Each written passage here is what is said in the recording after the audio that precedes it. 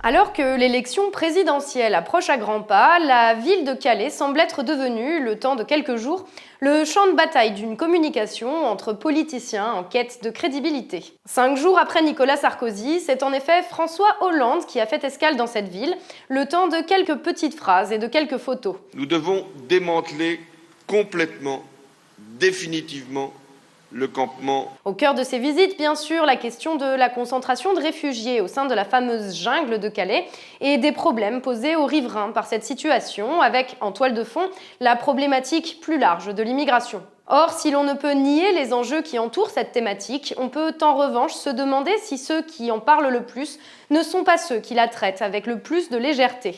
Car dans le fond, que proposent les partis politiques, du Parti socialiste au Front national?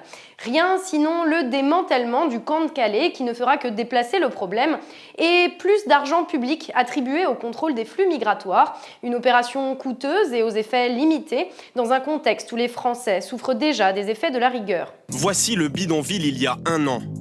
Depuis, toute la zone sud, ici Achuré, a été démantelée. 2/3 de la jungle rayés de la carte. Mais cela n'a servi à rien. Aujourd'hui, tous les migrants sont concentrés dans la zone nord. Et ils sont 2 fois plus nombreux qu'avant.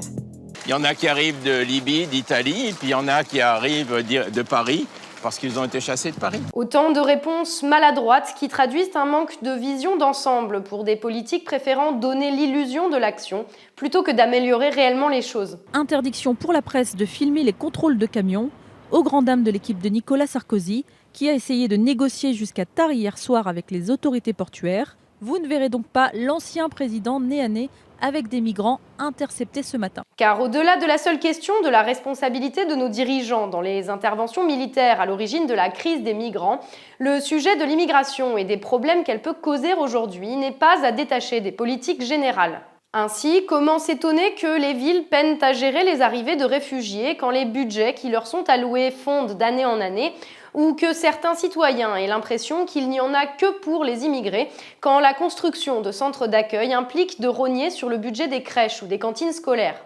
Comment s'étonner que les Français aient peur de la concurrence représentée par les migrants quand la République n'est plus capable de leur assurer à eux un travail et un revenu décent? Comment s'étonner que certains migrants fassent n'importe quoi quand les associations supposées les encadrer coulent les unes après les autres, faute de moyens alloués par un État peu soucieux de cohésion sociale? Si chez les hommes et les femmes politiques, la tendance est à opposer Français et immigrés, n'est-ce pas un bon moyen de masquer le fait qu'ils sont incapables d'agir pour la majorité, transformant ainsi chaque nouvel afflux de personnes en menace dans un pays où la richesse à se partager ne cesse de diminuer pour ceux qui n'ont pas la chance de faire partie de la caste dirigeante? À Calais, Nicolas Sarkozy a parlé d'une démission de l'autorité de l'État. Peut-être serait-il plus juste de parler d'une démission tout court de l'État concernant ses responsabilités envers ses citoyens.